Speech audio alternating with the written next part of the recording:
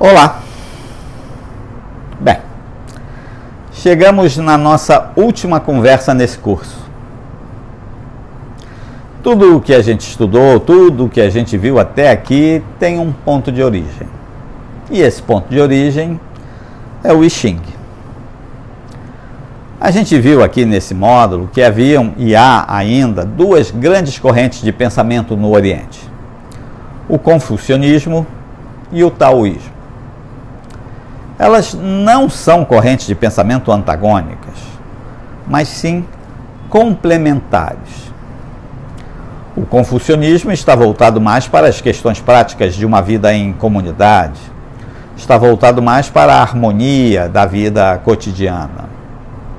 O confucionismo está preocupado com a formação do caráter de uma pessoa, com a nobreza moral, com a forma correta de agir.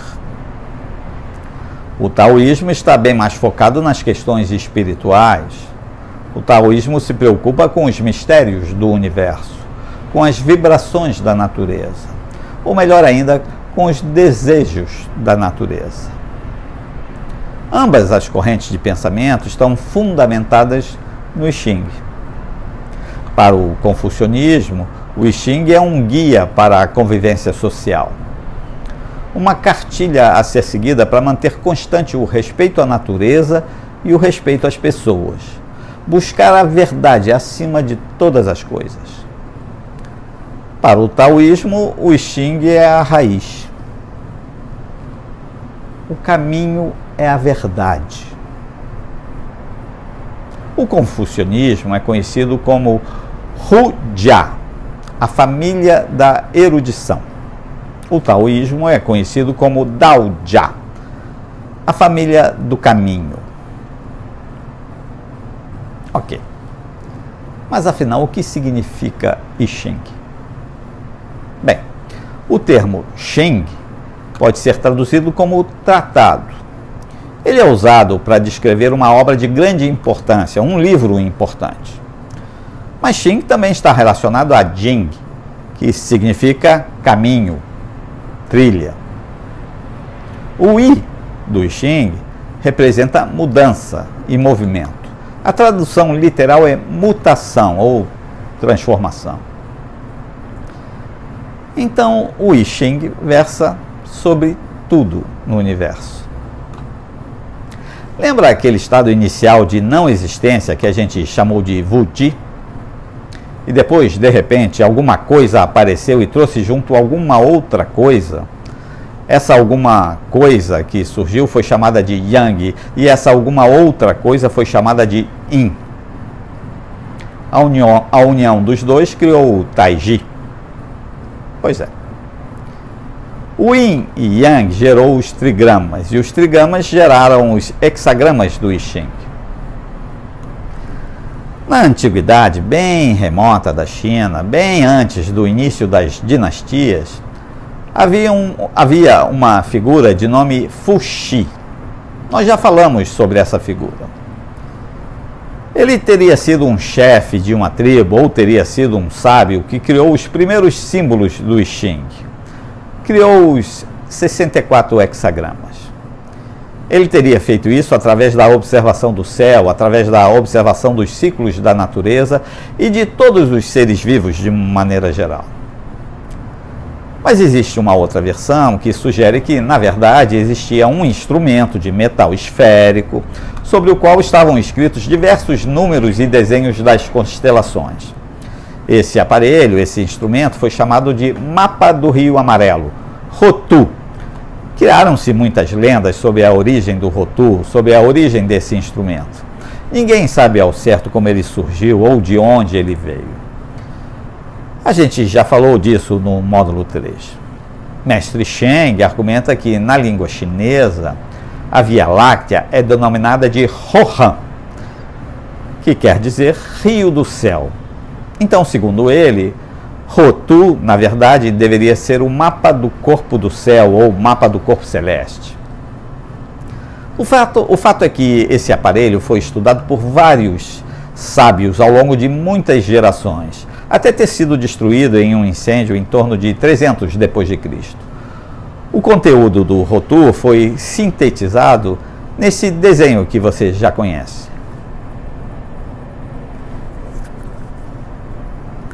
Os taoístas acreditam a 4 sábios a elaboração do I Ching que a gente conhece hoje.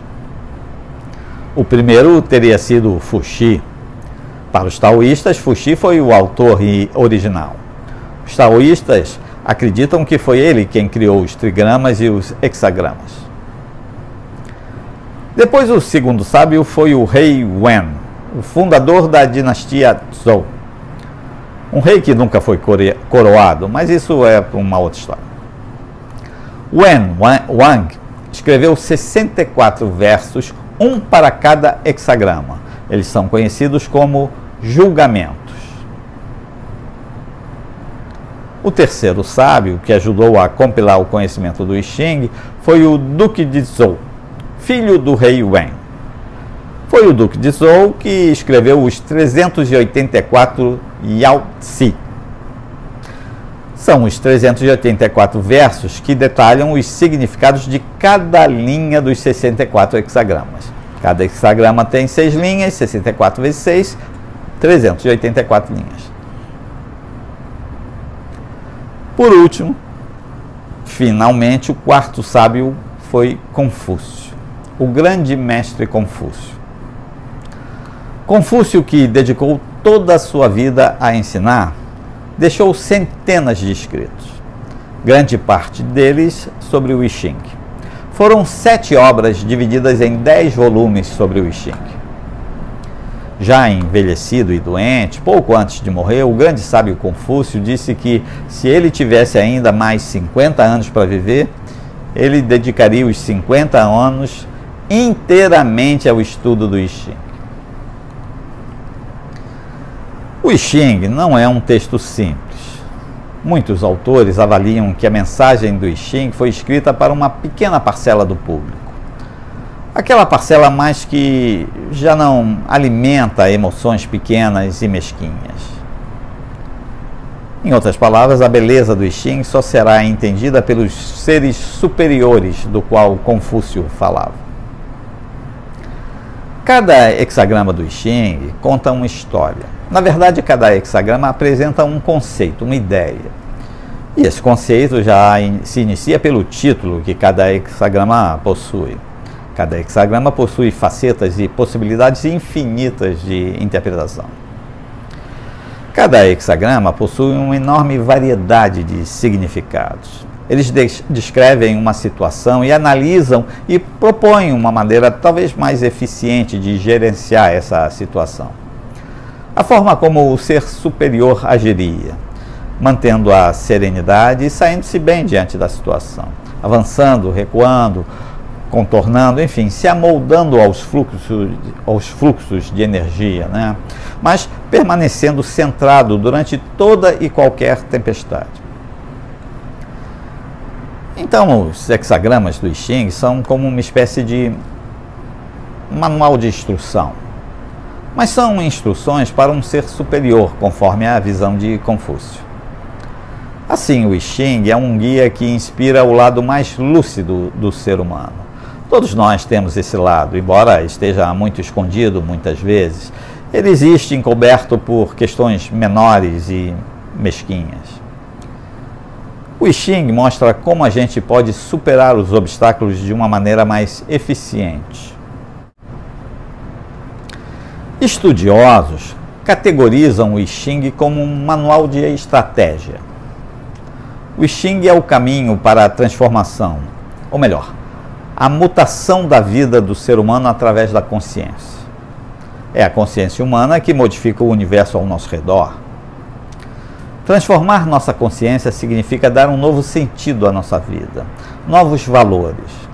Mas a gente está falando de mudança de valores reais, mudanças profundas. A gente não está falando de mudanças supérfluas, menos ainda mundanas, não é? Olha só, por exemplo, esse exemplo aqui. Hoje em dia, todo mundo fala em preservar a natureza, todo mundo fala em ecologia, não é? Eu mesmo conheço pessoas que se destacam nessa luta. Mas ao mesmo tempo que defendem a natureza de forma vigorosa e até mesmo intransigente, algumas dessas pessoas defendem grupos cujo comportamento explícito expõe claramente o seu egoísmo e a sua hipocrisia. Ficam evidentes os seus interesses mundanos. A hipocrisia nada mais é do que exigir do outro aquilo que não se pratica. Todos nós criticamos o egoísmo dos outros, mas muitos estão prontos a encobrir o seu próprio egoísmo, não é? E fazem isso usando as mesmas desculpas que os outros dão. Presta muita atenção nisso. Os hipócritas acusam os outros daquilo que eles são. Hoje, mais do que nunca, os seres humanos possuem a liberdade de pensamento que possibilita escolher de forma inteligente o seu caminho na vida. Essa liberdade é preciosa. Não permita que se perca. O I Ching é um guia que orienta as pessoas a encontrarem dentro de si mesmas as respostas que elas podem aplicar no seu dia a dia. O I Ching pode ser descrito como sendo o Yin Yang aplicado toda hora do dia. Enfim, um hexagrama é lido de baixo para cima, da mesma maneira que um trigrama é lido. A primeira linha é a introdução e a sexta linha, o encerramento. As 4 linhas centrais são o núcleo do hexagrama. A segunda e a quinta linhas representam os centros de cada um dos trigramas que formam o hexagrama. A segunda linha está no centro do trigrama interno, o trigrama inferior. E a quinta linha está no centro do trigrama externo, o trigrama superior. Enfim, existe toda uma maneira específica para se ler o I Ching.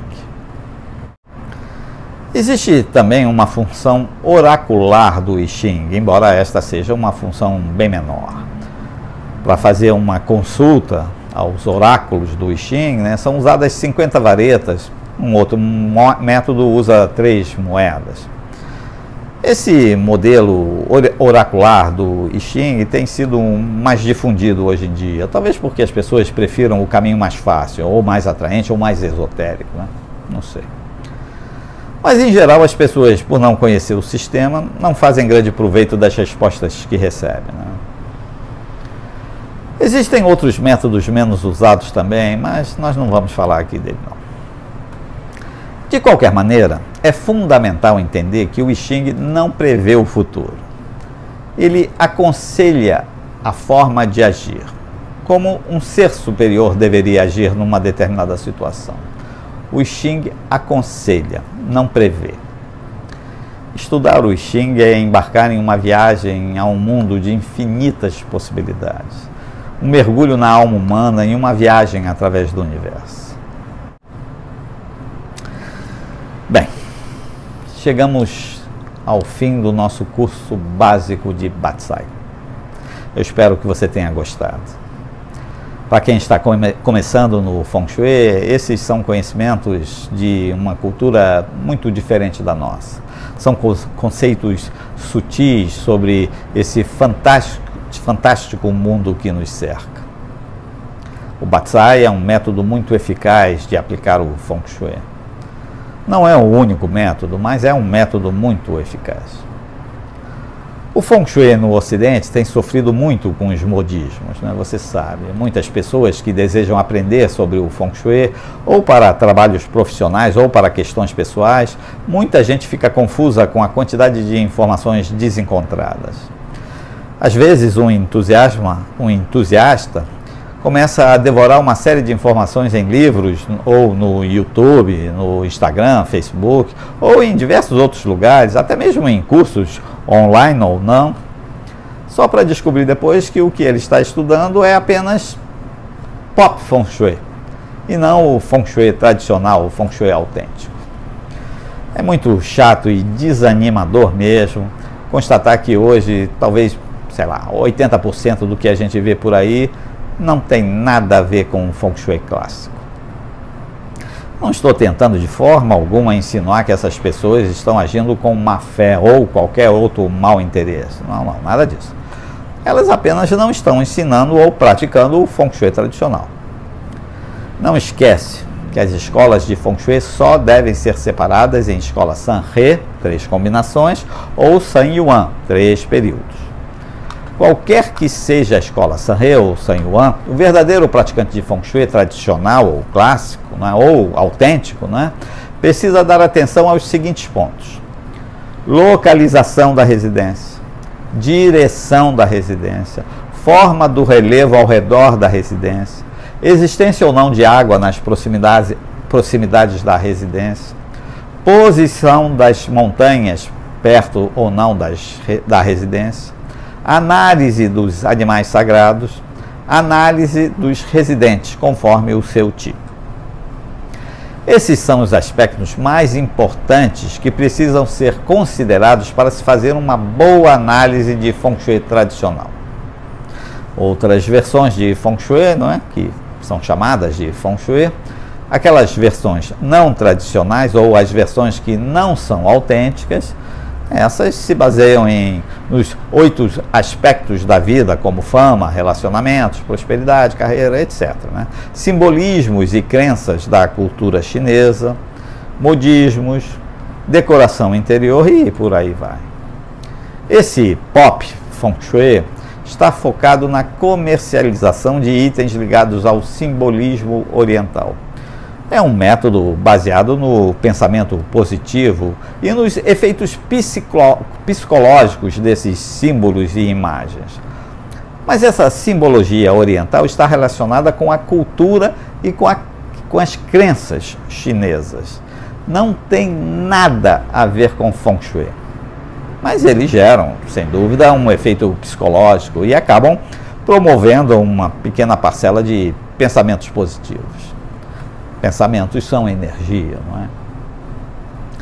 Pop Feng Shui não considera o tempo, não considera a forma de relevo, não considera o fluxo do Qi interno ou externo e como o Qi interagem com as pessoas e com a casa.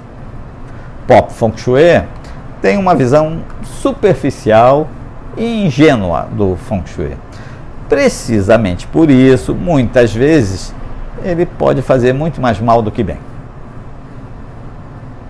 Enfim, eu desejo a vocês toda a sorte possível.